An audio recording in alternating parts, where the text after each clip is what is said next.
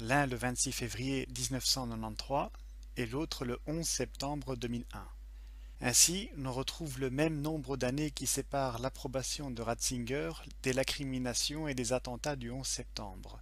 De même, on a 2 fois le 9 qui sépare l'évêque japonais des lacriminations et du premier attentat. Ratzinger, pour ceux qui l'ignorent, n'est autre que le pape Benoît XVI. Il ne faut pas s'en étonner.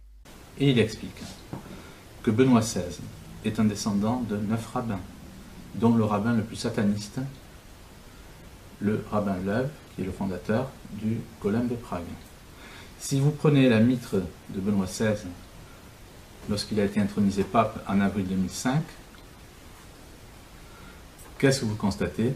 Le dieu Pan sur sa mitre. Le dieu Pan est un démon de l'Antiquité. Le dieu Pan était ce faux dieu, ou cette fausse divinité, ou cette idole, comme vous voulez, qu'adorait le plus grand sataniste des temps modernes, dont j'ai parlé tout à l'heure, Aleister Crowley, qui sacrifiait plus de 100 enfants par an. Lorsqu'on additionne les 9 et les 13, on a 18 et 26. 18 qui correspond exactement au nombre d'années qui sépare 75 de l'attentat du 26. 9 multiplié par 13 donne 117. 1975 moins 117 donne 1858. Et que s'est-il passé en 1858? Les apparitions de Lourdes. Rebonjour. 1858, à droite de l'écran, c'est 1 et 8 qui font 9, et 5 et 8 qui font 13. 9 et 13 sont les chiffres qui nous ont menés d'Akita vers Lourdes. Tout commence le 11 février. Février qui est le 11e mois en partant de décembre. 1858, c'est 1 plus 8 plus 5 plus 8 qui totalise 22, c'est-à-dire 2 fois 11. La dernière apparition a eu lieu le 16 juillet. 16, c'est 1 et 6 qui font 7, et juillet, c'est le 7e mois. Bernadette Soubirous avait 14 ans. 14, c'est 7 plus 7.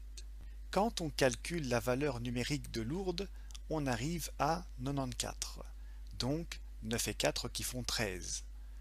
Bernadette totalise aussi 94, et Soubirous, c'est 139, c'est-à-dire 4 et 9 qui font encore une fois 13. Remarquez qu'on retrouve de nouveau 13 et 9. Elle a effectué en tout 18 apparitions. Pour le seul mois de février, on en compte 11. Les 7 autres se sont produites sur plusieurs mois. Mars est le 3e mois, avril le 4e, 3 et 4 font 7, et juillet, le 7e mois, encore une fois 7. Et enfin, 18 équivaut à 6 plus 6 plus 6. Il n'y a pas longtemps, j'étais à Lourdes, je ne pensais pas trouver des forces.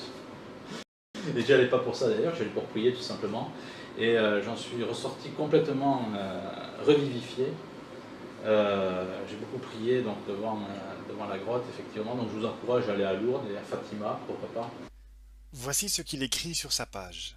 J'ai toujours considéré l'islam comme une fosse sans miracle, où l'on confond tout, miracles et prodiges. Ah bon, on confond tout. Et c'est qui s'en va se revivifier devant une grotte en confondant artifice du diable et miracle divin? Entre les apparitions de Lourdes et celle de la Salette, il y a 11 ans. Ici, il n'y a eu qu'une seule apparition, mais qui en dit pas mal. Elle s'est faite le 19 septembre 1846. 1846, c'est 1 plus 8 plus 4 plus 6 qui font 19. Donc 19, 9, 19. À l'envers, cela donne 666 et 11. Maximin Giraud était âgé de 11 ans. 19 plus 9 plus 19, c'est 4 et 7 qui font 11. 1 plus 9 plus 9 plus 1 plus 9, c'est 2 et 9 qui font 11. 47 moins 29 égale 18 égale 6 plus 6 plus 6. Mélanie Calvat était âgée d'un peu moins de 15 ans, c'est-à-dire 14 ans, c'est 7 plus 7. Marie totalise 46, que l'on revoit dans la date. Et enfin 19 septembre, qui est à 11 jours de la fin du mois. Bien, revenons à nos démons. Le 13 octobre 1307 s'accorde avec une autre apparition, celle de Fatima, au Portugal, le 13 octobre 1917, ce qui nous fait un triple. 610 ans séparent les deux premières et 56 ans les deux autres. 6 et 1 font 7 et 5 et 6 donnent 11. 7 et 11 que l'on retrouve encore une fois. Avant de passer à Fatima, il reste la cerise sur le gâteau. C'est-à-dire que Akita, en valeur numérique, donne la date des attentats du 11 septembre. Et lorsqu'on additionne ces chiffres, on obtient 13 novembre à l'envers. Voilà pourquoi le diable s'est manifesté à Akita. Penchons-nous maintenant sur le cas de Fatima. Des apparitions s'y sont tenues du 13 mai au 13 octobre, face à 3 enfants. Jacinthe est née le 11 mars 1910, Francisco le 11 juin 1908 et Lucie le 22 mars 1907, soit 2 fois 11. Ils avaient donc 9, 10 et 7 ans. Comme l'on sait que le zéro tombe, les masques tombent avec. Francisco et Jacinthe se sont éteints très tôt, tandis que Lucie a quitté le monde à 97 ans, soit 9 et 7 qui font 16, et 1 et 6 qui font 7. 9, 10 et 7 qui correspondent aux âges de l'époque des apparitions en dessous. Les dates de décès, d'ailleurs, indiquent qu'ils ont été éliminés. Jacinta est morte le 20 février 1920, février étant le second mois, donc 02, cela fait 20, 20 et 20, comme par hasard. Francisco, lui, est mort le 4 avril 1919. Avril, c'est le 4e mois, donc on a 4 et 4 et 19 et 19, comme par hasard. Le 4 avril correspond également à la date d'ouverture du World Trade Center. 44 est un multiple de 11. Le nombre de jours qui sépare la mort de Francisco de l'ouverture du WTC donne encore une fois les âges des enfants. Quant au 2 et au 4, il signifie qu'il y a 2 fois le 4 dans chacune des dates, ce qui constitue une double preuve que Francisco a été assassiné et que les attentats du 11 septembre étaient connus il y a au moins un siècle. Lorsque vous voyez la hauteur des tours à droite, l'une fait 413 mètres et l'autre 411. Cette différence de 2 mètres serait-elle une erreur des bâtisseurs? Pas du tout. C'est de nouveau un 13 du 11, 15 caché. Le 3 et le 17 correspondent à 1307, année d'arrestation des Templiers, qui est à 666 ans de l'ouverture du WTC, comme avec le démon d'Akita. Dans le journal Diario de Noticias, publié le 10 mars 1917, soit 2 mois avant la première apparition à Fatima, il y avait ce message codé. 917 correspond aussi bien aux âges des enfants qu'à l'année des apparitions. Et 13 et 5, donc 13 mai, c'est un 1332 caché, car 3 et 2 font 5. Et c'est aussi 13 plus 5 qui font 18, triple 6. Et un mois plus tôt, le 7 février 1917, est apparu un fac-similé d'un message reçu par écriture automatique à laquelle a eu recours un membre d'un groupe spirit. C'est signé Stella Matutina. L'écriture automatique, c'est lorsqu'un djinn prend votre plume pour écrire quelque chose. J'avais un peu peur que ce soit long, ça démarre déjà. Alors là, il va se passer une chose. Alors je vous parle à vous, Laurence, et je parle à cette entité qui apparemment utilise votre bras. Il y a déjà une entité, on va dire entité plutôt calme. Dans ce message, il est dit que le 13 mai sera une grande joie pour les bons esprits du monde entier. Et c'est signé donc Stella Matutina, étoile du matin. L'étoile du matin, c'est l'appellation attribuée à la Vierge Marie. mais c'est aussi celle donnée à Lucifer, et c'est tiré du livre d'Ésaïe. Le livre d'Ésaïe, sur lequel, entre autres, se sont basés les Juifs pour leur révolution en Russie, est traditionnellement divisé en 3 parties, et l'on sait que le diable de Fatima s'est manifesté à 3 enfants. Ce livre comporte 66 chapitres, 66 qui correspond au nombre de jours séparant le déclenchement de la révolution judéo-bolchevique de la première apparition à Fatima. La Vierge, en gématrie, donne 66. Étoile, le surnom de la Vierge, équivaut aussi à 66. 66 qu'on obtient en multipliant 11 par 6, le mois de juin, et 66 toujours avec 22 fois 3. Et quand on calcule le nombre de jours entre la dernière apparition le 13 octobre et l'instauration de la révolution judéo-bolchevique, il y a 26 jours. 26 qui est la somme de l'addition des âges des 3 enfants. La dernière apparition de la fausse Vierge a été marquée par ce qu'on appelle le miracle du soleil. La Saint-Jean d'hiver est une fête qui correspond au solstice d'hiver lorsque le soleil refait son apparition. C'est une fête païenne qui est célébrée par les francs-maçons le 24 décembre. Il y a 72 jours entre le miracle du soleil et la Saint-Jean d'hiver. 72 qui correspond à 13 plus 23 plus 19 plus 17, c'est-à-dire le 13 du 5 1917, date de la première apparition à Fatima. Saint-Jean d'hiver totalise 159. En gématrie différentielle, c'est-à-dire lorsqu'on calcule la différence entre deux valeurs numériques, Saint-Jean d'hiver, diminué des valeurs des lettres d'étoile, ou même de la Vierge, donne 888. 888 que l'on retrouve dans la révolution judéo-bolchevique, c'est-à-dire du 8 mars au 8 novembre, ce qui totalise 8 mois. Yuri Lina, dans son livre Sous le signe du Scorpion, écrit « L'Empire soviétique fut instauré à 14h04 le 8 novembre 1917, dans la capitale de la Russie, Saint-Pétersbourg. En astrologie, le soleil était précisément juste au centre du signe du Scorpion. Ainsi, le Scorpion peut être considéré comme le symbole et le gardien du pouvoir soviétique. Ensuite, on peut rajouter le signe de la Vierge qui correspond aux apparitions de Fatima.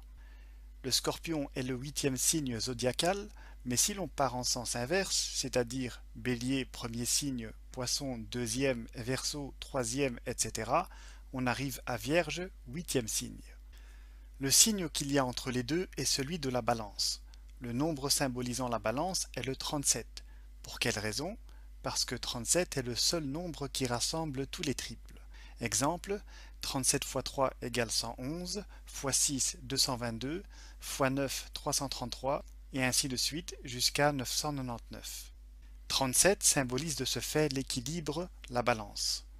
La révolution judéo-bolchevique est l'œuvre de la Kabbale, qui totalise 24, donc 8 plus 8 plus 8.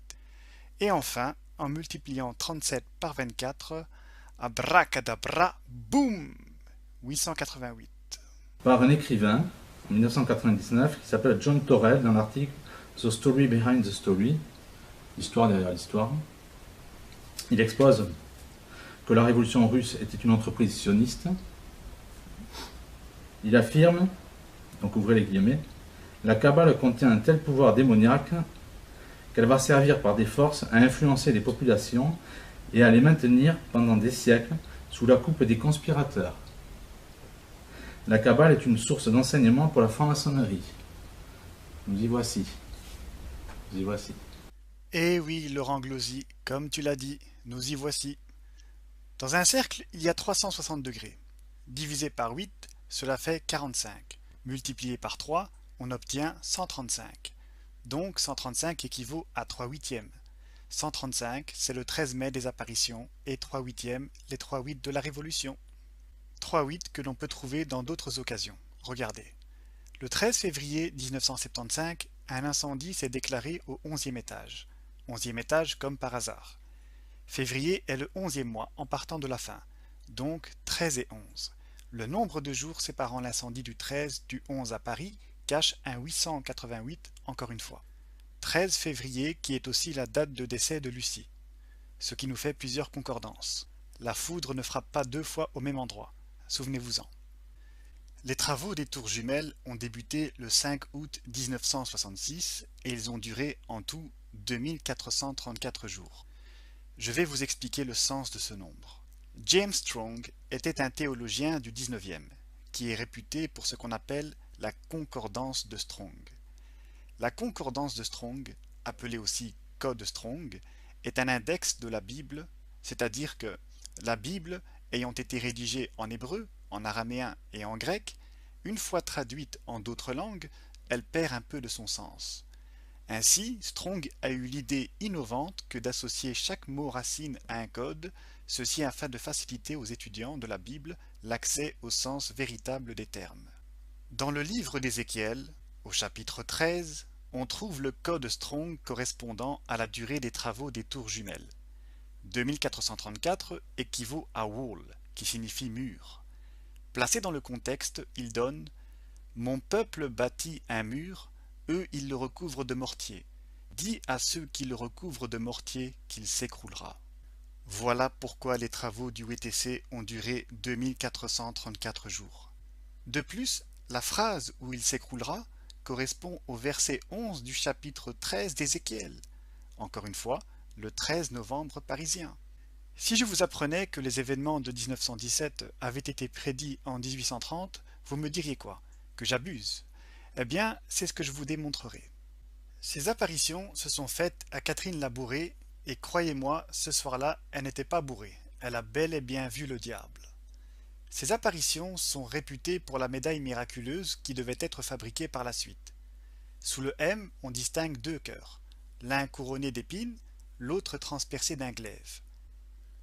Je suis tombé sur un article intéressant qui commente cette image. Il y est dit que le cœur couronné d'épines est associé au signe de la Vierge, car il symbolise l'incarnation, la descente de l'âme dans la matière et donc les souffrances émotionnelles que doit expérimenter l'âme assujettie à la forme.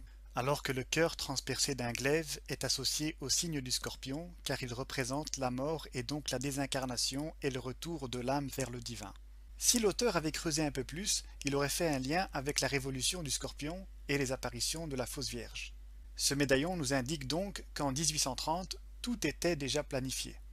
Continuons. L'une de ces apparitions s'est faite le 19 juillet 1830, l'autre le 27 novembre.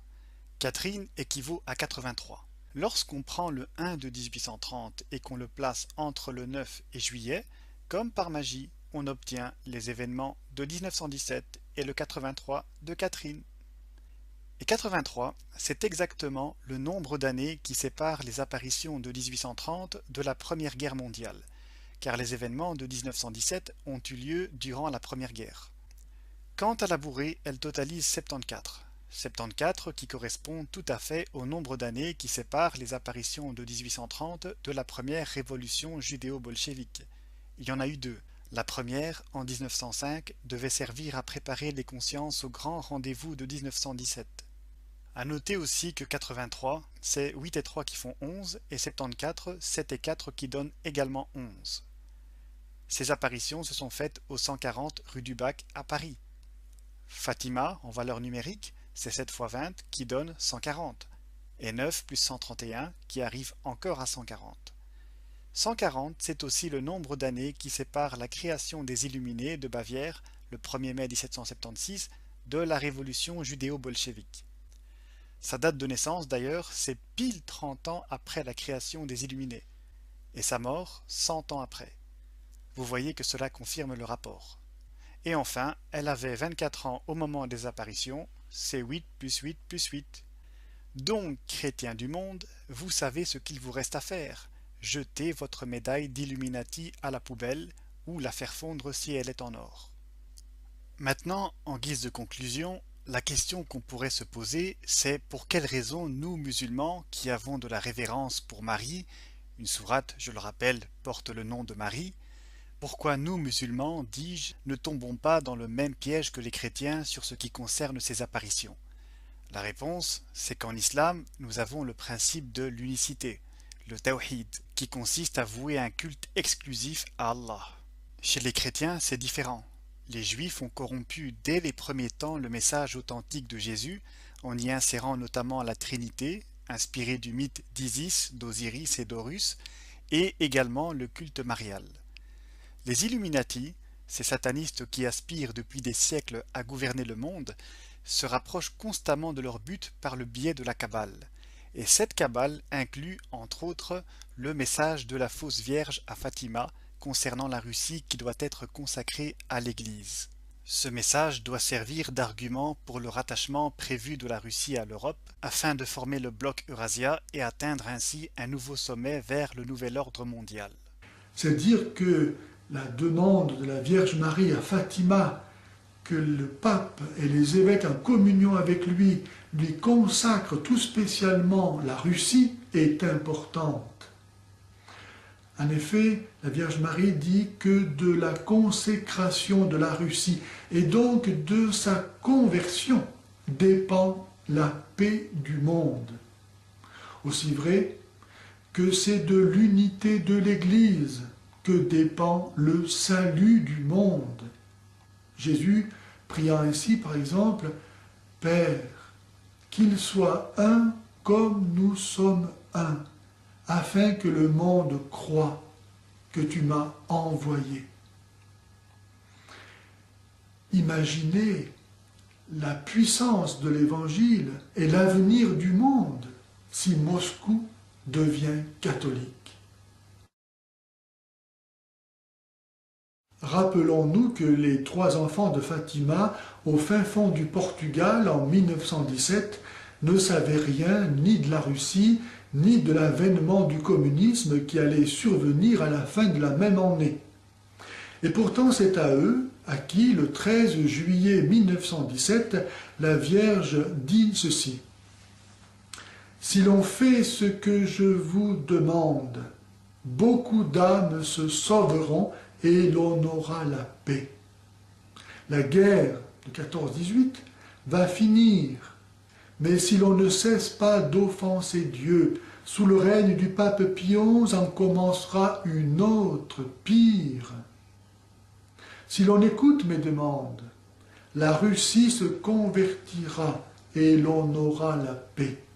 Sinon, elle répandra ses erreurs dans le monde entier, provoquant des guerres et des persécutions contre l'Église.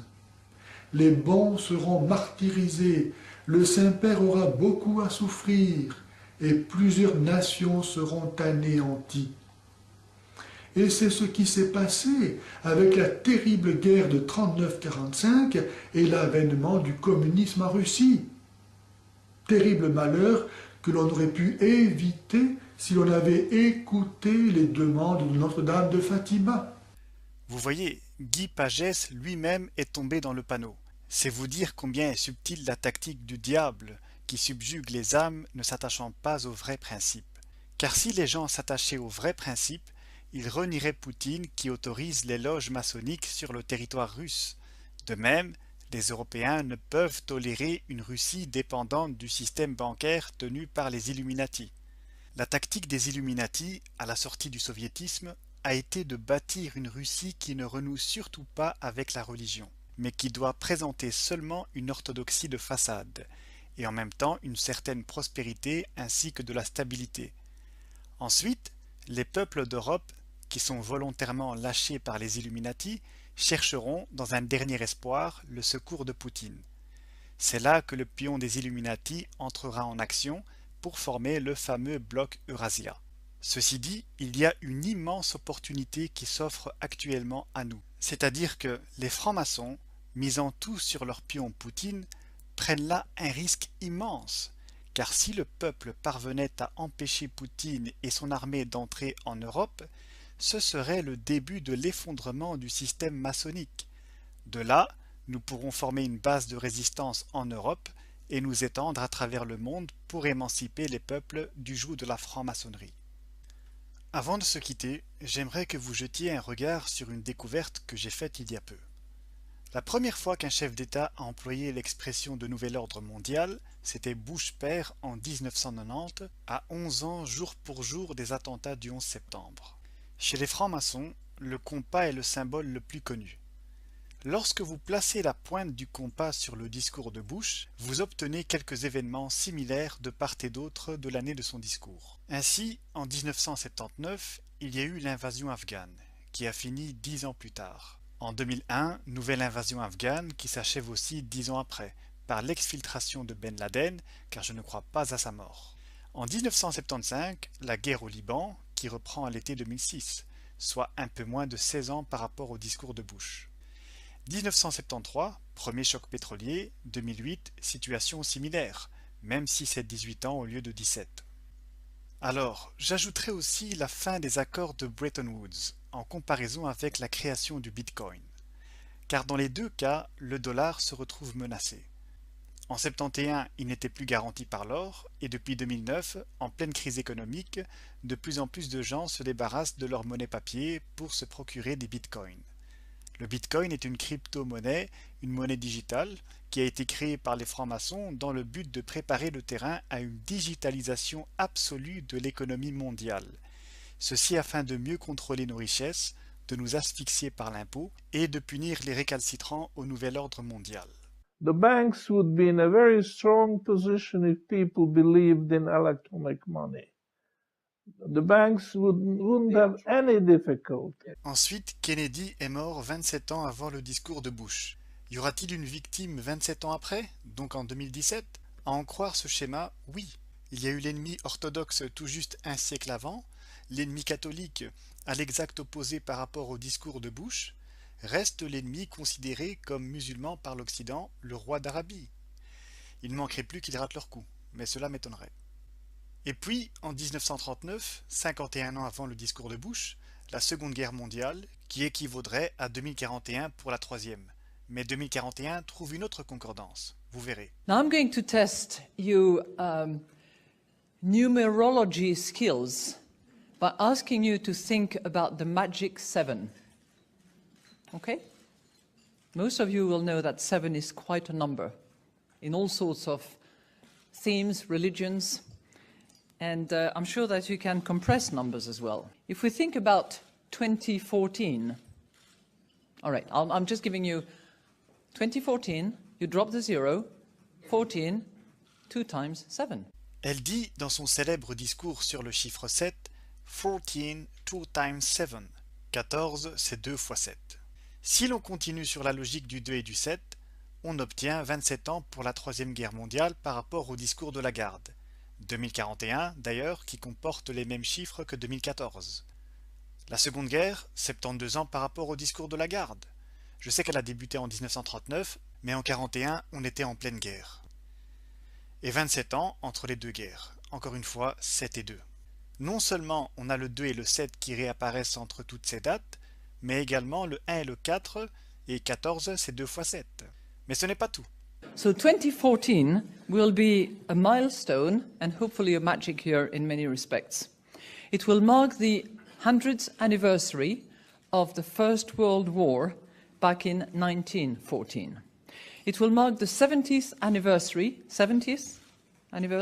drop the 0, 7, of the Bretton Woods Conference that actually gave birth to the IMF. Elle parle de l'anniversaire des accords de Bretton Woods, qui ont été conclus en 1944. 22 du 7 1944, lorsqu'on fait 1944 moins 227, on obtient 1717, qui est la date d'institutionnalisation de la franc-maçonnerie. 1944, c'est 27 fois 72. Comment m'expliquez-vous cela? C'est dingue, hein? Et ces accords ont pris fin en 1971, c'est-à-dire 27 ans plus tard encore une fois. Elle a dit aussi que de ces accords est né le FMI. Quand on multiplie entre elles les valeurs de FMI, on arrive à 702, le 0 tombe, 7 et 2 de nouveau. C'était juste cela que je voulais partager avec vous, après chacun se fait sa propre opinion. Voilà en gros ce que je voulais dire. Je ne compte pas faire d'autres vidéos avant 10 ou 15 ans peut-être. Celle-ci était à caractère exceptionnel parce que voyant que personne au monde ne l'avait produite, je l'ai faite par devoir moral. Ila huna, subhanakallahumma wa bihamdik, ashhadu an la ilaha illa ant, astaghfiruka wa atubu ilayk. Wassalamu alaikum wa rahmatullah.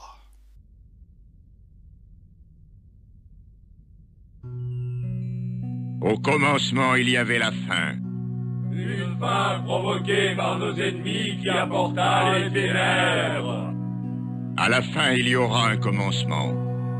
La fin de nos ennemis sonnera une aube nouvelle. Au rapport. Les factions militaires sont en mutation. La fin de la guerre les a laissées désemparées. Et de plus, elles sont victimes de réductions budgétaires drastiques. Nous avons suscité avec succès un sentiment de trahison dans les échelons supérieurs. Ils pensent que les politiciens se désintéressent de leur sort. Notre plan prend forme. Notre ère est venue. Bien. Mademoiselle. Les gouvernements ont plus de respect pour les groupes industriels que pour leurs propres citoyens. On assiste à l'émergence d'un très fort courant de mécontentement et de dissidence. Les grands groupes deviennent trop tentaculaires et trop complexes pour que même leurs dirigeants puissent les contrôler. La croyance ridicule en une autorégulation des marchés aggrave cette situation dans le monde entier. Notre plan prend forme. Notre ère est venue. Dans le monde entier, le respect des élites gouvernantes n'a jamais été aussi catastrophique. Grâce à nous, c'est la peur et l'urgence, et non plus la planification et la prévision qui sont les nouveaux mots d'ordre des chefs d'État. Leurs décisions sont hâtives, mais ne peuvent être annulées, car ils ont peur de passer pour des incompétents. Notre plan prend forme, notre ère est venue. Parfait. Il nous faut accélérer la mort de ces gouvernements ineptes et boursouflés. Le millénaire approche et tout est prêt pour l'apparition d'un ordre nouveau. Presque prêt. We have for us the opportunity to forge for ourselves and for future generations a new world order. A world where the rule of law, not the law of the jungle, governs the conduct of nations. When we are successful, and we will be, we have a real chance at this new world order. Un nouvel ordre mondial émerge et avec lui, nous entrons dans une nouvelle ère de coopération internationale. This federalist and cosmopolitan vision is one of the most important contributions that the European Union can bring to a global order in the making. Aidez-moi à construire cette France qui entraînera le monde sur la voie d'un nouvel ordre mondial. Même si on peut imaginer, rêver d'un Jérusalem devenant capitale de la planète qui sera un jour unifié autour d'un gouvernement mondial. C'est un joli lieu pour un gouvernement mondial. Et je peux vous dire une troisième chose. On ira ensemble vers ce nouvel ordre mondial. Et personne, je dis bien, personne ne pourra s'y opposer. Une fois l'épée reforgée, nous serons en mesure de balayer toute opposition. Le nouveau millénaire nous appartiendra. La prochaine fois que nous nous réunirons, ce sera pour devenir les maîtres du monde. Pour l'islam représente une menace, il y a un concurrent, il y a un adversaire utile pour le nouvel ordre mondial et les gnomes de Wall Street et de la City.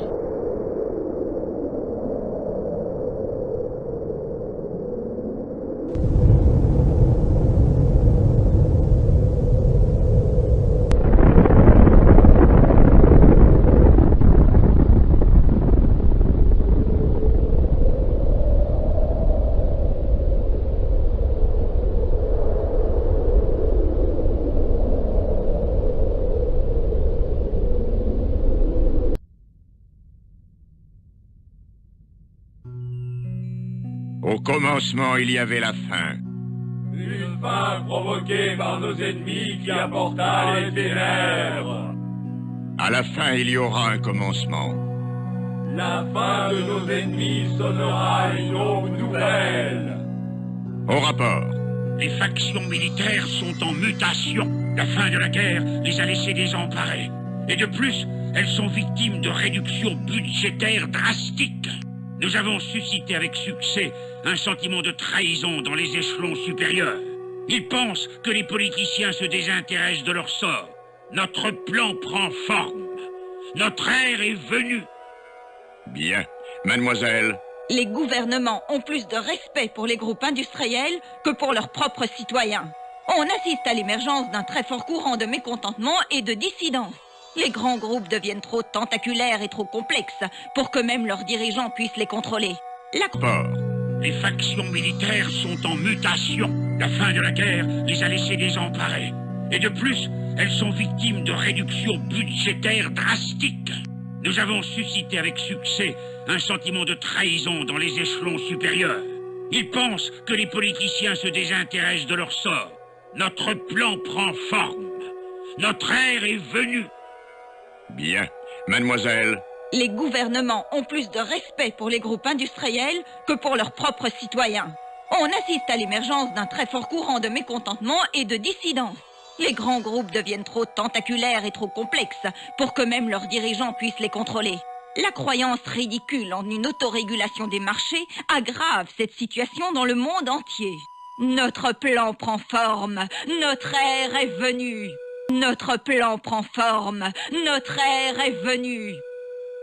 Dans le monde entier, le respect des élites gouvernantes n'a jamais été aussi catastrophique. Grâce à nous, c'est la peur et l'urgence, et non plus la planification et la prévision qui sont les nouveaux mots d'ordre des chefs d'État. Leurs décisions sont hâtives, mais ne peuvent être annulées, car ils ont peur de passer pour des incompétents. Notre plan prend forme, notre ère est venue. Parfait. Il nous faut accélérer la mort de ces gouvernements ineptes et boursouflés. Le millénaire approche, et tout est prêt pour l'apparition d'un